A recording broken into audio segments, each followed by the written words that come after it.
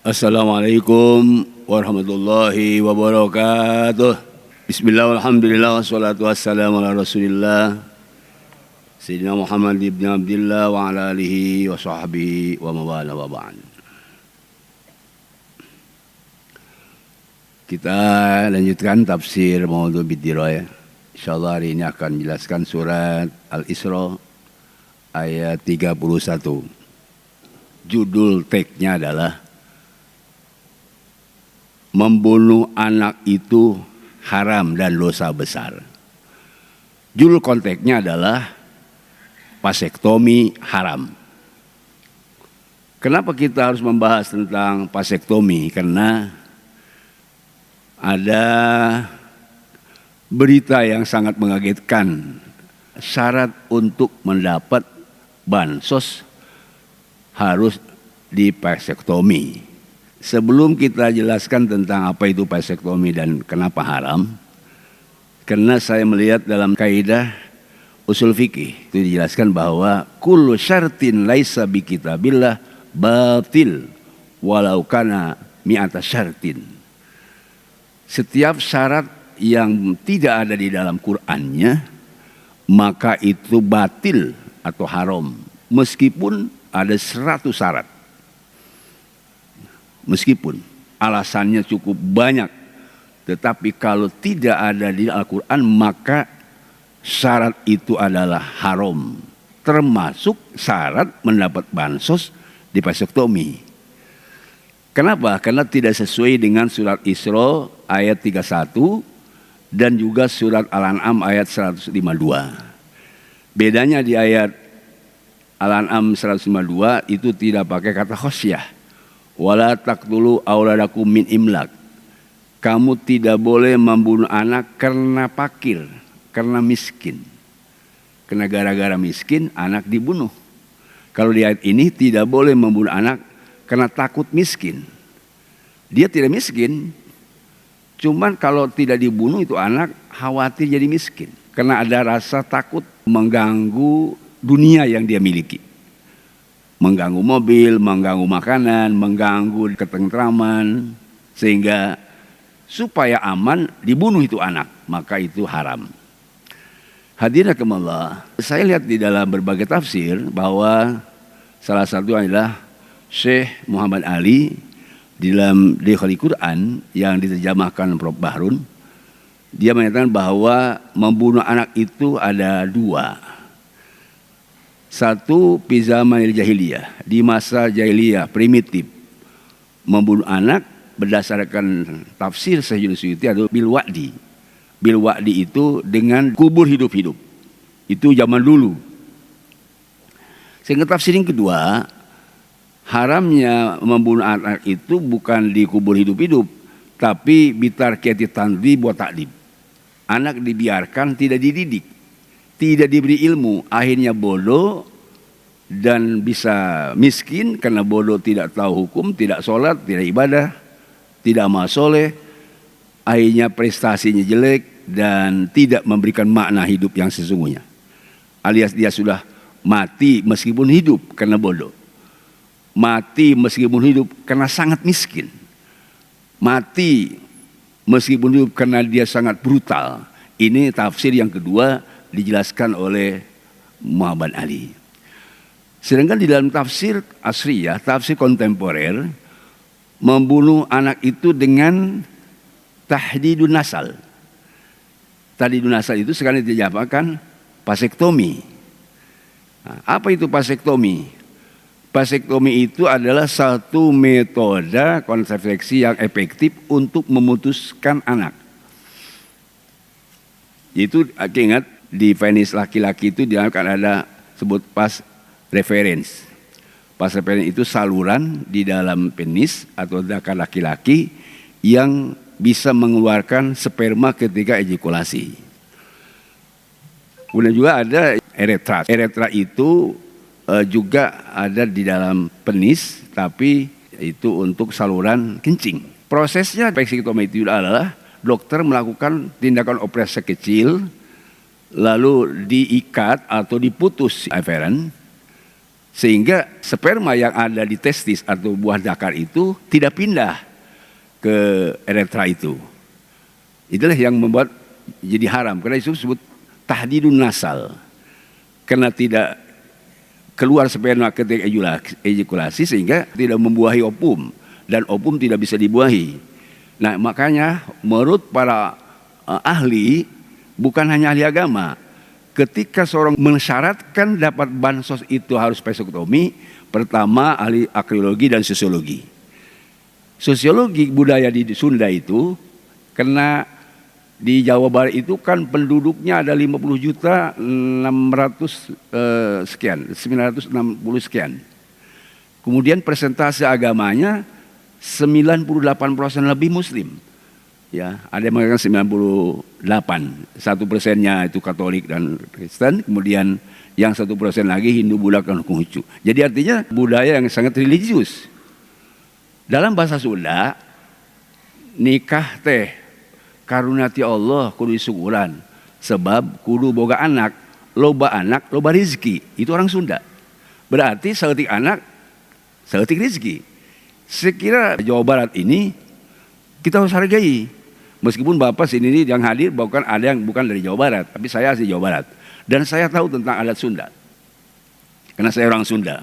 Saya tidak nyinggung orang yang lain Sunda ya. Tapi realitasnya memang karena saya orang Sunda, saya tahu budaya Sunda itu. Jadi sangat menghargai. Karena sangat religius, setiap guru dan ulama-ulama mendoktrin kudu baroga anak memang berdasarkan hadis Nabi. Tazawwal walud wal walud. Tikai isi yang rasa dedeh sayang sama suami, dan al-wadud yang punya keturunan banyak. Li'anni makathibikum anbiya yaumil qiyamah. Sebab kalau kamu nikah sama orang yang banyak anak, aku nanti bangga dengan para nabi. Tuh, lihat umatku banyak seperti Nabi. Kamu sedikit. Jadi banyak kita tidak boleh menjederhakan anak, apalagi membunuh anak dengan sistematis tadi. Baik, hadirin itu sekilas mungkin reaksi dari para ahli. Misalnya penegak HAM mengatakan bahwa ini adalah diskriminasi terhadap orang-orang fakir miskin. Kenapa hanya orang fakir, kok orang kaya tidak? Apalagi dari pandangan agama, Majelis Ulama tahun 2012 sudah melakukan fatwa bahwa vasektomi itu haram hukumnya. Dulu hampir dibolehkan, tapi syaratnya ketat. Ada dua, satu syaratnya tidak boleh taghyirul khalq, tidak boleh merubah, tidak boleh rusak lah gitu. Kemudian yang kedua syaratnya, yang boleh itu harus bisa normal kembali. Sedangkan di vasektomi itu tidak ada yang bisa normal dan memang sudah rusak. Kenapa? Karena ada usaha untuk tadi memutus rantai secara paten atau sterilisasi permanen. Kalau tidak permanen, dulu pernah ada yang membolehkan ketika KB, tapi begitu tes uji coba vasektomi tidak bisa karena jadi permanen. Nah makanya para ulama, Imam Taqiyuddin An-Nabhani yang wafat tahun 1997, An-Nidhamul Ijtimai fil Islam. Bagaimana cara kehidupan masyarakat yang Islami. Dia sampaikan di situ bahwa wastimalul adawiyah allati taul hamla nihaiyan wa taqun nasal wa ijra'il amaliyatil jarahatil lati tamnaul hamla nihaiyan wa taqta'ul nasl al-haram la yajul qiyam li anna dzalik naun minal hissi. Berobat dengan cara untuk mencegah kehamilan sejak permanen dan atau memutus turunan dengan cara permanen dan atau melakukan operasi dilakukan untuk mencegah kehamilan secara permanen, itu sama dihukumi dengan al-hissa. Al-hissa itu adalah mengembiri. Ya, mengembiri dulu ketika Gubernur Jawa Timur mengeluarkan statement bahwa orang-orang yang predator seks itu harus dikebiri. Banyak yang tentang karena tidak manusiawi. Itu padahal sudah predator seks, artinya dia sudah melakukan banyak seks. Apalagi ini untuk sekadar mendapatkan bansos harus vasektomi, tidak nyambung. Kenapa tidak nyambung? Karena alasannya tadi tidak syar'i dan menabrak syara dan tidak rasional. Kenapa kok harus divasektomi? Harusnya untuk supaya efektif itu bansos kepada masyarakat, ya data yang benar. Kemudian pemberiannya juga dengan cara profesional. Dan mungkin yang paling efektif tidak diberi bansos. Bansos itu konsumtif, harusnya diberi pelatihan atau pendidikan. dan memberikan dana itu untuk pendidikan. Seperti yang kita sekarang tercengang, ada makanan bergizi tapi banyak yang keracunan. Itu kan berarti kurang profesional. Jadi tidak ada kaitannya bantuan sosial. Padahal maaf, itu sebut bantuan itu apa sih? Bukan bantuan, pemerintah itu bukan. Kepada masyarakat miskin bukan dibantu, dikasih. Bantuan itu kan 1.000, ya bisa kasih 100 rupiah. Tapi kalau misalnya butuh 1.000, kasih 1.000. Diurus dunia ini, diurus hasil alam ini untuk kebutuhan orang-orang fakir miskin, tidak dibantu. Oleh karena itu kita di Al Hidayah harus menyuarakan tentang ini. Jadi saya harapkan pemerintah itu sadar dan kita harus punya alasan. Alasannya apa? Satu, dalam surat Al-Isra ayat 31. So, baru kita tag-nya. Apa di Al-Isra 31? Al-Isra 31, wala taqtulu auladakum khasyata imlak. Tidak boleh membunuh anak karena takut miskin. Jelas, takut miskin itu tidak boleh. Takut miskin hati tidak boleh. Kedua, di dalam surat Al-An'am ayat 192, wala taqtulu auladakum min imlak. Tidak boleh membunuh anak karena miskin. Kalau kita membunuh anak karena miskin, tidak boleh. Ini bukan yang membunuhnya. Pemerintah yang lewat vaksinasi takut rakyat miskin. Itulah kena surat Al-Isra ayat 31. Tidak boleh vaksektomi kepada masyarakat karena dikhawatirkan miskin. Nek naon kudu bean duit, anak merejel wae. Pan gitu alasannya. Padahal Bapak lihat kenyataan. Banyak orang-orang miskin mengurus anak 10 jadi kiai semua. Dan banyak orang-orang kaya cuma ngurus 1 jadi bajingan semua. Jadi tidak realistis. Paham Pak? Banyak orang-orang miskin di kampung ngurus anaknya, semua jadi, ada yang dokter, ada yang jenderal, ada yang ulama. Dan Bapak tahu orang-orang miskin di kampung ya sangat prihatin, merih cek bahasa Sundanya, sehingga dia berusaha maksimal menjadi wakil presiden itu orang kampung, menjadi presiden orang kampung. Dulu ini cerita dulu, beda dengan orang jadi presiden tidak punya ijazah, beda lagi. Ini saya kira kaitan dengan realistis. Tidak boleh orang miskin disalahkan. Tidak boleh orang miskin dihina, tidak boleh. Sebab buktinya saya sering sampaikan, orang yang prihatin itu orang miskin. Ada orang Pak miskin, janda punya anak 10. Janda miskin, suaminya maut, miskin. Jadi semua itu anak 10. Tapi ada duda punya anak 1 ditinggalkan sama istrinya. Anak 1 tidak jadi. Makanya tadi tidak boleh ada KB dulu Pak, maaf. Hampir dibolehkan dalam KB itu vaksinasi. Tapi syaratnya ketat. Bisa nggak kembali lagi normal? Bisa nggak tidak rusak? Ternyata nggak bisa. Kecuali ad-darurat tu bil mahdurat. Memang yang darurat bisa membolehkan yang dilarang. Misalnya begini. Ada seorang perempuan sudah punya penyakit kanker rahim. Atau sudah tidak bisa melayani suami karena sakit parah, sakit paten. Karena vasektomi itu tadi menurut Syekh Tajuddin Nabhani itu sama dengan hiso. Hiso itu mengebiri.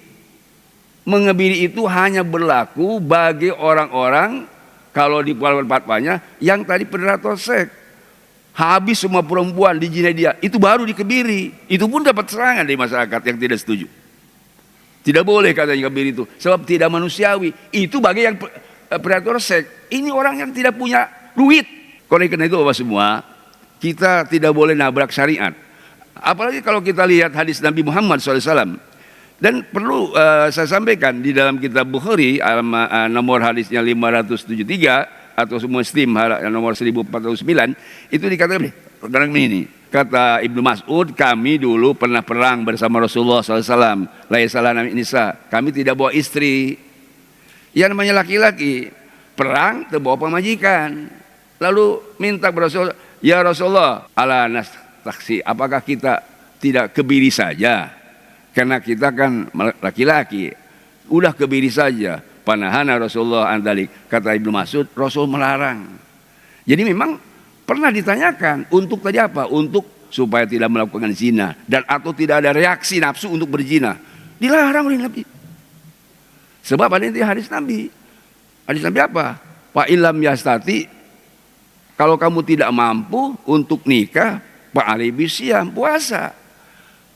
Faina abghadul basar wa ahsanul farji. Puasa itu bisa lebih dekat memejamkan mata, dan ahsanul farji bisa menjaga kehormatan. Faina wijaun. Jadi solusi efektif untuk tadi mengendalikan nafsu bukan dengan hisab, bukan dengan kebiri, tapi dengan wija. Wija itu puasa. Jadi tidak ada alasan di dalam Islam untuk merusak. Taghyirul khalq.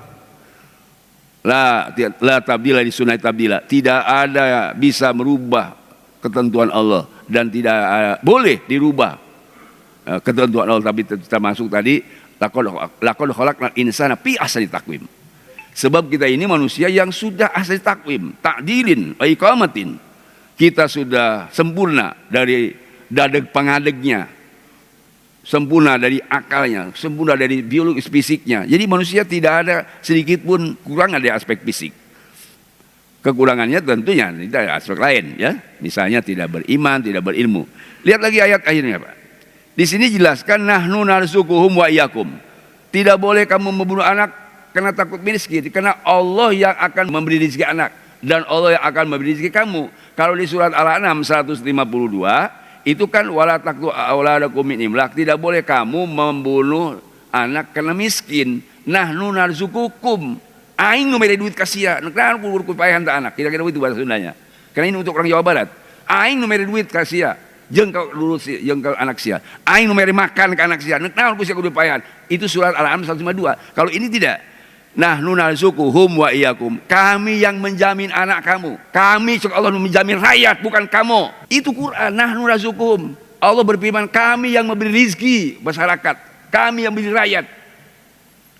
Jangan diatur sama kamu. Inna qatlahum kana hit'an kabiro. Sesungguhnya membunuh anak lewat vasektomi adalah dosa besar. Akhirnya gimana, Pak? Ya, saya punya logika. Di vasektomi, akhirnya bansos temenang, anak teboga. Tambah repot sih ya. Vasektomi, teboga anak. Bansos temenang, nung tuna rugi dua. Anak teboga, duit teboga. Kalau tidak punya duit, boga anak, alhamdulillah. Ya, alhamdulillah. Jadi kita sebetulnya, Bapak semua, tidak boleh dipelintir. Apapun alasannya, vasektomi haram. Tadi ayatnya, surah ayat 31 dan Al-An'am ayat 52 berdasarkan kaidah fikih. Kullu syartin laisa bi kitabillah batil. Setiap syarat atau orang yang membuat alasan apapun alasannya tidak sesuai dengan Quran, batil. Itu kaidah fikih. Apalagi kita lihat hadis ya, Pak. Ini hadis. Dosa besar itu 3, Pak. Dosa besar itu 3. Di dalam Sahih Bukhari Muslim dijelaskan ketika Abdullah bin Mas'ud bertanya kepada Rasulullah, "Ya Rasulullah, ayudan bi'a'dham." Qala Rasulullah SAW, Rasul berjawab, "Antaj ala lillahin dan." Kau menjadikan syirik pada Allah, tandingan kepada Allah. Wa huwa khalaqaka, pada Allah telah menciptakan kamu. Oke, kata Ibnu Mas'ud, kalau syirik dosa besar. Qultu, kata Ibnu Mas'ud, tsumma ayun, apalagi dosa besar. Rasul menjawab, antak tula waladaka khasyatan ayut imama'ak. Engkau membunuh anak karena engkau khawatir anak ikut makan denganmu. Kau membunuh anak karena khawatir mobil dicokot anak. Kau membunuh anak karena khawatir beas dicokot anak. Kata Ibnu Mas'ud, apalagi ya Rasulullah, antuzania bihalati jarik. Ketiga dosa paling besar adalah kau menzinai istri tetanggamu. Jadi kalau saya lihat, Pak, ini antara berzina, antara membunuh anak dengan musik satu rumpun. Dosa besar. Mudah-mudahan masyarakat Indonesia sadar tidak melakukan dosa besar dengan sebab hanya sekarang memberikan bansos. Apa bansos definisinya? Bantuan sosial, padahal bukan bantuan, sekali lagi. Bukan bantuan, dikelola. Makanya solusi efektif, kalau kita bicara ya, berikan solusi efektif kembali kepada ekonomi kerakyatan. Apa salah satu ekonomi kerakyatan adalah zakat produktif. Zakat produktif dikelola oleh amil zakat, tidak diberikan langsung uangnya, tapi diberikan pendidikan. Sehingga tahun sekarang dia adalah sebagai mustahik zakat, dan kena dikelola, diberi ilmunya. Tahun berikutnya dia sebagai muzaki. Itu yang efektif. Bukan dihambu-hambu duit. Nah, saya sering sampaikan kan, kenapa harus diberi makanan bergizi? Bukan. Abdul Somad yang dua kita, bukan salah diberi makanan bergizi. Diberi pekerjaan bapak anak. Diberi gawe, dicukupkan gajinya. Mudah-mudahan pada manfaatnya. Allah memberikan taufik hidayah kepada kita semua. Amin ya rabbal alamin. Kesimpulannya, surat Al-Isra ayat 31, hati-hati. Ini adalah ancaman besar, ancaman yang sangat dahsyat dari Allah. Tidak boleh membunuh anak dengan cara apapun. Baik dengan cara sadis, dikubur hidup-hidup, atau tadi dengan tidak diberi pendidikan, atau dibiarkan mu'allaqah, dan atau dengan sebab di tahdidun nasal. Bapak semua, sedikit saya sampaikan. Kan muhafadzul nafs itu yang perlu dijaga itu pertama menjaga harta, hifdzul mal, menjaga jiwa, hifdzul nafsi, menjaga kehormatan, hifdzul irid, dan menjaga akal, menjaga nasal, keturunan. Itu 5 wajib dijaga oleh kita. Di dalam bahasa Arab itu Pak ada disebut tandimun nasal. Inilah disebut KB sekarang.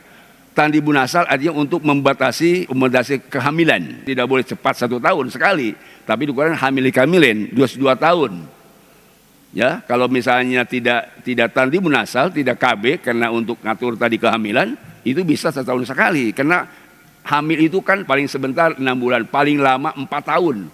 Wa aghalibuhu tis'ata asyurin. Umumnya 9 bulan atau 10 bulan. Jadi kalau kita ikut umumnya 10 bulan punya anak 1, lalu nipas 40 hari, berarti nanti punya hamil lagi, berarti setahun punya anak 1. Tidak boleh dalam Islam. Oleh karena itu ulama sepakat tandimun nasal boleh KB dengan cara untuk mengatur kehamilan. 2, ada yang disebut tahdidun nasal. Tahdidun nasal itu adalah vaksektomi, yaitu saluran sperma yang ada di dalam zakar laki-laki supaya sperma di testis tidak sampai ke saluran kencing. Ini saya kira yang dilarang. Oleh karena itu mudah-mudahan Allah Subhanahu wa taala memberikan taufik dan hidayah kepada kita semua. Kalau ada program bansos, kalau dikaitkan ini, jangan diambil bansosnya. Mudah-mudahan Allah memberikan taufik dan hidayah, dan akhirnya kita wafat husnul khotimah, mendapat ridha Allah Subhanahu wa taala. Amin ya rabbal alamin. Subhanakallahumma bihamdik, asyhadu an la ilaha illa anta, astaghfiruka wa atubu ilaik. Walhamdulillahirabbil alamin.